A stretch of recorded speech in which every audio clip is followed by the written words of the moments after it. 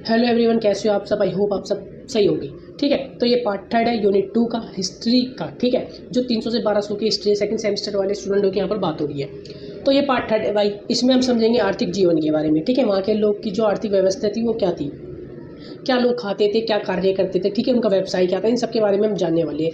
ये 3 मैंने हेडिंग दे रखी है आर्थिक जीवन में, इन तीनों पे ही चक्कर घूमेगा। चक्कर घूमने का मतलब आपको पता है। ठीक है, पहले हम कृषि पशुपालन की बात करेंगे, फिर उद्योग की, फिर व्यापार और फिर व्यवसाय के बारे में बात करेंगे। ठीक है, ज़्यादा लंबी वीडियो नहीं बनाएंगे, नहीं तो आप लोग देखते नहीं हो। और पहले वाले पे भी जो इसका पार्ट सेकंड था उसमें भी इतना अच्छा रिस्पॉन्स नहीं आया, तो कोई नहीं, एक दिन ऐसा भी आएगा हम जरूर सफल होंगे। ठीक है, आपका प्यार रहा तो भाई आर्थिक जीवन में देखो हम पढ़ते क्या है, वहाँ के लोग देखो क्या कार्य करते थे, अपना पेट कैसे पालते थे, उनके आय के स्रोत क्या थे, ठीक है, उनकी आर्थिक व्यवस्था कैसी थी, इन सब चीज़ों के बारे में हम पढ़ते हैं भाई किसमें, आर्थिक जीवन में। उस टाइम उनका आर्थिक जीवन कैसा था। तो सबसे पहले हम एक चीज़ समझ लेते हैं, आर्थिक व्यवस्था का मतलब होता क्या है। देखो, जब हम अपनी जीविका चलाने के लिए कोई कार्य करते हैं, जैसे मैं कृषि की बात कर लूँ, उद्योग की बात कर लूँ, व्यापार की बात कर लूँ, तो इन सबको मिलाकर भाई एक प्रणाली का निर्माण होता है जिसको हम कहते हैं उत्पादन की इकाई। ठीक है, यही कई उत्पादन मिलकर भाई आर्थिक व्यवस्था का निर्माण करते हैं। आर्थिक व्यवस्था का मतलब यहाँ पर आपको पता लग गया होगा, नहीं पता तो शॉर्ट में सुनो। देखो, अर्थ का मतलब होता है धन और व्यवस्था का मतलब होता है इंतजाम या प्रबंधन। ये सब आपको पता ही था पहले से। ठीक है, तो भाई हम बात करेंगे कृषि पशुपालन के बारे में। ठीक है, ये मैंने आपके सामने 3 हेडिंग दे रखी, कृषि पशुपालन, उद्योग, व्यापार और व्यवसाय। ठीक है, जो चक्कर है ना भाई आर्थिक जीवन में, इन पर ही घूमेगा, क्योंकि यही आय के स्रोत थे, ये साधन कह लूँ। ठीक है, पहले तो भाई यही थे और अब भी यही है, क्या है ना, कोई चेंजेस तो हुआ नहीं इनमें। तो लेकिन तरीका अलग अलग था उस टाइम। ठीक है, देखो गुप्त काल में आर्थिक व्यवस्था कृषि पर आधारित थी। कृषि कार्य में किसान विभिन्न तरह की फसलें खेती करते थे, जैसे कि अनाज हो गया, दुल्हन हो गया, तिल हो गया, फल हो गए, सब्जी हो गए, कपास हो गए, मसाले। ठीक है, इन सब की खेती करते थे। इससे क्या पता लगता है कि कृषि का भाई गुप्त काल में या बटाका साम्राज्य में कृषि का क्या हो रखा था भाई, बहुत विस्तार हो रखा था। ठीक है, देखो बटाका साम्राज्य के भाई ज़्यादा सबूत नहीं मिले अभी। ठीक है, तो यहाँ पर गुप्त साम्राज्य की मैं बात कर लेता हूँ। जो गुप्त साम्राज्य में ना कृषि भाई विस्तार पे थी, बहुत उन्नत किस्म की कृषि होती थी, जैसे कि आपको पता ही लग रहा है। ठीक है, अमरकोश में भूमि की पैदावार और उसकी विशेषता के हिसाब से 12 प्रकार की भूमि बताई गई है। किसके मुताबिक भाई, अमरकोश के मुताबिक। अब आप सब ये समझ रहे होंगे कि ये अमरकोश कौन है भाई, ये एक पुस्तक है जो किसने लिखी थी भाई, अमर सिंह ने लिखी थी, जो किसके दरबारी थे भाई, चंद्रगुप्त द्वितीय के दरबारी थे। ठीक है, ये समझ लो, जो 12 रत्नों में से एक थे।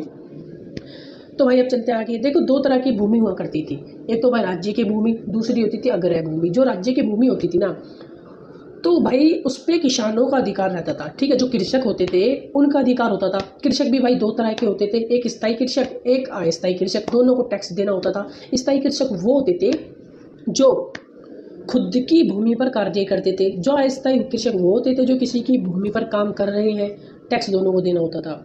ठीक है, ये बात आपको समझ आ गई होगी। और अग्रक भूमि वो भूमि होती थी जो दान में दी गई भूमि होती थी, और ये कर मुक्त भी होती थी, जैसे कि ब्राह्मणों को राजाओं ने दान में भूमि दी।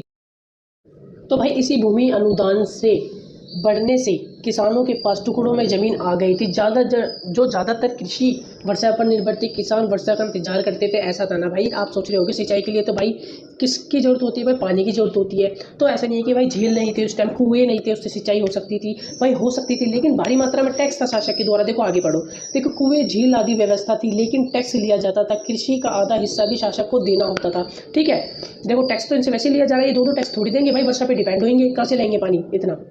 ठीक है, टैक्स में निकल जाएगा पूरा भाई, जो भी इनकी आय है, जो भी इन्होंने प्राप्त की है कृषि या पशुपालन से, वो सब किस में निकल जाएगी भाई, टैक्स में निकल जाएगी। तो ये अपना पेट कैसे भरेंगे, पहले तो ये बताओ, पेट भी भर लिया चलो, और जो इनकी रोजमर्रा की चीज़ है वो कहाँ से आएगी इनके पास, है ना। तो कृषक होते थे जो कृषि के कार्य के साथ साथ पशुपालन से भी धन अर्जित करते थे। क्या करते थे भाई, पशुपालन से भी धन अर्जित करते थे। एक बात और बता दूं, जो बैल था ना भाई, हल जोतने का काम करता था, कहाँ पर, खेत में। ठीक है, तो पशुपालन एक अहम हिस्सा बन चुका था उस टाइम। जंगल में भाई राजा का अधिकार होता था। जंगल से विभिन्न तरह की औषधि, जड़ी आदि प्राप्त होती थी, जिस पे राजा का अधिकार होता था, जैसे कि बूटियाँ होगी, शहद हो गया, हाथी के दांत हो गए। ठीक है, कि कीमती कोई पशु चर्म हो गया, राजा, ये सब किसको होती थी भाई, राजा को प्राप्त। इससे राजा को बहुत लाभ भी होते थे, जैसे कि हारी बीमारी में भाई तो औषधि चलती थी, और जैसे कि किसी को तोहफा भिजवाना है ना, तो ये सब के लिए भाई राजा क्या था भाई, जंगल का किंग मान लो भाई। कृषि अपने चरम उत्कर्ष पर पहुंच चुकी थी भाई, थोड़ा बोलने में थोड़ी प्रॉब्लम हो रही है। देखो, कृषि अपने चरम उत्कर्ष पर पहुंच गई थी, उसका विस्तार बढ़ गया था। कैसे बढ़ गया था अभी देखो, मगध में भाई उन्नत किस्म की खेती होती थी जो चावलों की होती थी। अफ़गानिस्तान और कश्मीर से भाई क्या आ जाता था भाई, केसर आ जाती थी। ठीक है। केरल गरम मसाले, काली मिर्च, इलायची, लौंग के नाम से बहुत प्रसिद्ध था। ठीक है। यहाँ पर भी भाई उन्नत तरह की कृषि होती थी, इस चीज़ का भी सबूत मिलता है और कृषि का कितना विस्तार हो चुका था उस टाइम भारत में गुप्त साम्राज्य में, तो इन चीज़ का भी मैंने परिणाम आपके सामने रख दिया है। तो ये था भाई पार्ट फर्स्ट, पार्ट थर्ड था भाई ये।